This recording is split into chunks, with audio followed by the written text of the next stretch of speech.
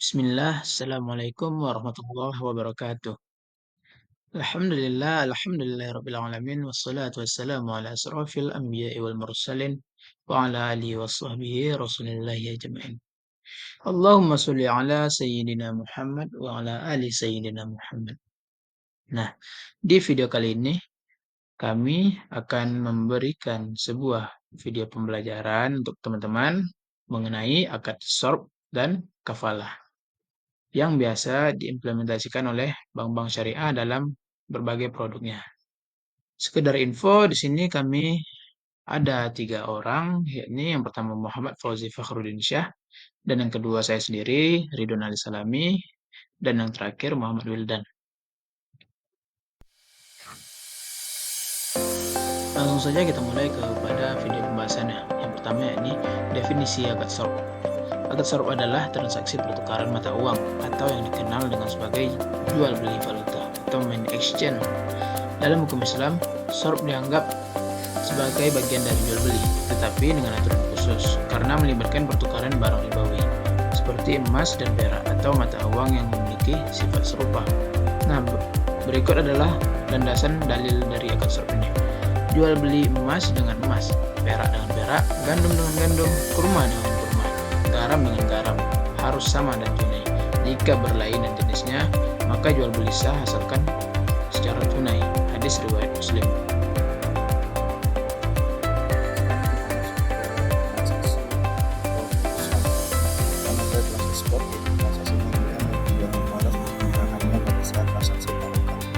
Yang kedua yaitu transaksi pokok. Transaksi pembelian dan penjualan lokasi dilakukan pada saat sekarang dan dibuat untuk yang akan datang. Yang ketiga yaitu transaksi option, yaitu kontrak perjanjian jual beli yang bertujuan untuk mendapatkan hak atas pembelian atau yang penjualan tidak mewajibkan sebanyak mata uang dinilai. Yang keempat yaitu transaksi swap, suatu perpaduan kontrak dari transaksi spot dan transaksi forward. Selanjutnya mekanisme akad sorb. Karena akad sorb ini simpelnya adalah jual beli mata uang, maka mekanismenya seperti berikut.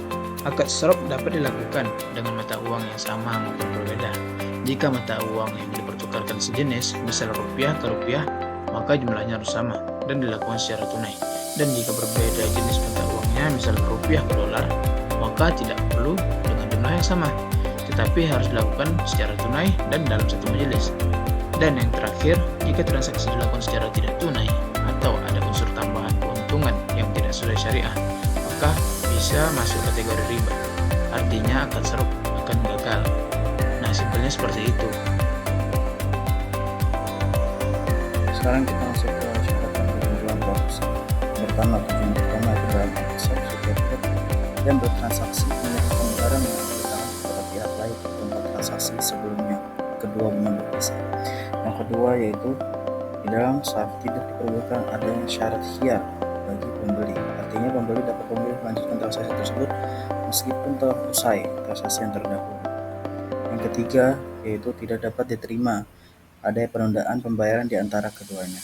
Yang keempat yaitu jika perbedaan mata uang yang melibatkan pertukaran mata uang dari jenis yang sama seperti perak atau perak emas untuk emas. Contoh penerapan sabtu pusat digunakan untuk transaksi forex spot modern yang sering kita kenal yaitu operasi yang didasarkan pada kurs spot, di mana misalnya diharapkan akan selesai dalam waktu 2 hari saja setelah kontrak dieksekusi. Skema transaksi forex spot diilustrasikan seperti di atas ini. Yang pertama, bank menjual 30 juta USD dolarnya kepada nasabah berdasarkan transaksi. Lalu nasabah menjual lagi sebesar 460 miliar pada bank berdasarkan transaksi spot. Itu sedikit contoh penerapan untuk akad sorb. Lalu selanjutnya kita akan membahas tentang kafalah. Yang pertama itu definisi kafalah. Secara bahasa, kafalah berasal dari bahasa Arab yaitu kafalah yaqulu kafalatan, yang berarti menjamin, menanggung atau mengasuh. Dalam konteks bahasa, kafalah memiliki makna menanggung suatu, menjamin hak atau kewajiban pihak lain. Dalam terminologi fikih Islam, kafalah adalah suatu akad atau perjanjian di mana seorang kafil menjamin pemenuhan kewajiban pihak lain, ma'ful anhu, kepada pihak ketiga, maf'ul lahu. Kewajiban yang dijamin bisa berupa utang, kehadiran seorang, atau pemenuhan suatu kewajiban lainnya. Kemudian jenis-jenis akad kafalah dalam perbankan syariah itu ada 3. Yang pertama itu kafalah bil ujroh, kafalah dengan disertai dengan ujroh atau biaya sebagai jasa penjaminan. Contoh bank garansi syariah, di mana bank menjamin ujroh atas jasa jaminan proyek atau kredit. Kemudian itu ada kafalah muqayyadah, kafalah yang diberikan dengan syarat atau ketentuan khusus, di mana dalam contoh LC syariah, bank hanya akan menjamin jika barang yang diimpor memenuhi syarat tertentu. Kemudian itu kafalah mutlaqah, kafalah yang tidak memiliki syarat atau batasan tertentu. Contoh jaminan dalam kartu kredit pembiayaan syariah, di mana bank menjamin semua transaksi nasabah tanpa syarat tambahan. Lalu produk kafalah. Produk kafalah itu ada 3, jaminan pembayaran garansi bank dan kafalah dalam letter of credit syariah. Yang ketiga itu kafalah dalam kartu pembiayaan syariah. Jaminan pembayaran bank garansi syariah itu sesuai dengan fatwa DSN tentang kafalah seperti yang telah dijelaskan sebelumnya. Yang kedua itu kafalah dalam letter of credit LC syariah, di mana jaminan pembayaran yang diberikan oleh bank kepada eksportir atas permintaan importir, bank bertindak sebagai penjamin bahwa eksportir akan menerima pembayaran setelah barang yang dikirim sesuai dengan syarat dalam kontrak. Ini sesuai dengan fatwa DSN MUI. Ketiga itu kafalah dalam kartu pembiayaan syariah. Kartu pembiayaan syariah menggunakan akad kafalah dalam bentuk jaminan bahwa bank akan membayar terlebih dahulu transaksi yang dilakukan pemegang kartu nasabah, kemudian berkewajiban untuk membayar kembali kepada bank sesuai dengan kesepakatan sesuai dengan fatwa DSN MUI. Kemudian itu selanjutnya kita akan menjelaskan mekanisme mengajukan permohonan jaminan kafalah kepada bank syariah. Pihak-pihak selanjutnya bank syariah melakukan pertama itu ada kafil kepada nasabah yang mengajukan tadi. Biasanya lalu bank jika disetujui, bank mengeluarkan surat jaminan kedua kepada maf'ul an 3. Pihak yang dijamin, nasabah menjalankan kewajiban kepada jaminan dari bank. Lalu jika nasabah gagal, kemudian ketiga maf'ul lahu, pihak yang dijamin hak-haknya, yaitu pihak ketiga yang menerima mekanisme akad, misalnya yaitu mengajukan permohonan supplier jaminan atau pihak kepada bank syariah. Lalu selanjutnya kita akan masuk ke mekanisme kepada nasabah yang mengajukan tadi. Lalu pertama itu jika nasabah mengajukan permohonan jaminan kafalah kepada bank syariah. 3. Nasabah yang ingin mendapatkan jaminan dari kewajiban kepada pihak agar pihak ketiga mempercaya bahwa ia nasabah gagal memenuhi kewajibannya. Contoh membayarkan hak seorang kontraktor ingin mengikuti tender itu proyek mekanisme dan membutuhkan yaitu mengajukan permohonan syariah. jaminan kafalah kepada bank syariah. Kedua, lalu selanjutnya bank syariah bank melakukan analisis kelayakan nasabah kepada nasabah yang mengajukan tadi. Lalu bank jika disetujui, apakah nasabah yang kafalah yang mengajukan tadi itu layak untuk diberikan nasabah menjalankan kewajiban kepada pihak ketiga atau saldo minimal lalu sebagai jika jaminan. nasabah gagal memenuhi Jadi kewajibannya, bentuk kartu bank kredit itu kan kadang berbeda-beda pihak ketiga. karena itu mungkin ada perbedaan Kemudian itu saldo mekanisme akad, dari yaitu nasabah. mengajukan permohonan kemudian itu jaminan ketiga. kafalah kepada bank Jika syariah. disetujui, lalu bank selanjutnya mengeluarkan bank surat syariah jaminan melakukan kafalah analisis kepada kelayakan pihak kepada ketiga. nasabah yang mengajukan tadi.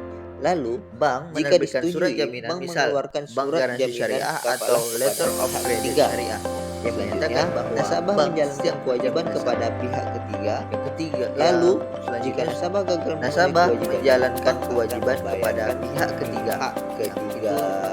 Mekanisme keempat. Kemudian itu Jika mekanisme nasabah akad, mampu menyelesaikan yaitu kewajiban mengajukan dengan baik, permohonan maka akan jaminan kafalah kepada bank syariah. Lalu selanjutnya bank syariah melakukan yang kelima, analisis kelayakan jika kepada nasabah yang mengajukan kewajiban ini, Lalu bank akan membayar jika kepada disetujui, pihak bank ketiga. mengeluarkan surat Jika jaminan terjadi kafalah kepada nasabah pihak yang ketiga. gagal bayar atau Selanjutnya, gagal nasabah menjalankan kewajiban kepada kewajiban pihak tersebut ketiga. kepada pihak ketiga Lalu sesuai dengan jika perjanjian nasabah dalam gagal akad memenuhi kafalah. kewajibannya, bank Setelah akan itu, membayarkan bank akan menagih kembali hak pembayaran tersebut ketiga. kepada nasabah. Kemudian itu syarat dan ketentuan. Syarat dan ketentuan itu ada 6. Yang pertama itu syarat ada 3, lalu ketentuan ada 3. Yang pertama itu syarat pihak berakad. Kita tahu pihak berakad itu ada 3, yaitu kafil atau penjamin, maqful anhu pihak yang dijamin, maqful lahu pihak yang dijamin haknya. Kafil, penjamin, syaratnya itu seseorang atau lembaga yang memiliki kapasitas untuk memberikan jaminan.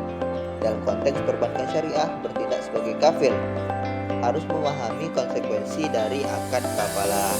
Ketiga itu maqful anhu. Yang kedua itu maqful anhu pihak yang dijamin. Syaratnya harus pihak yang memiliki kewajiban atau utang kepada pihak ketiga, bisa individu, perusahaan atau lembaga. Selanjutnya pihak yang dijamin haknya adalah pihak yang menerima jaminan, misal pemerintah dalam tender proyek, eksportir dalam letter of credit syariah. Kemudian itu harus memiliki hak yang sah atas jaminan tersebut. Syarat yang kedua itu syarat objek kafalah atau maqful bih. Itu ada 3. Yang pertama jelas dan dapat diperhitungkan. Kedua, bukan sesuatu yang haram atau bertentangan dengan syariah. Yang ketiga, harus ada pihak yang berutang atau memiliki kewajiban yang terselesaikan. Lalu selanjutnya yang ketiga, syarat yang ketiga itu syarat ijab kabul. Yang pertama itu ijab penawaran, kabul penerimaan.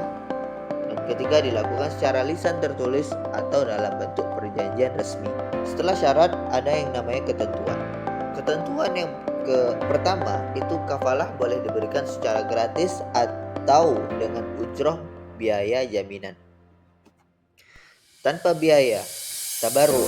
Jika kafalah diberikan secara sukarela tanpa biaya, maka bersifat tabaru, tolong-menolong seperti yang sering dilakukan hubungan keluarga atau komunitas. Kemudian dengan ujroh atau imbalan. Dalam perbankan kafalah biasanya diberikan dengan ujroh atau fee yang disepakati sebelum dan diperbolehkan oleh syariah. Ketentuan yang kedua itu hak dan kewajiban dalam akad kafalah.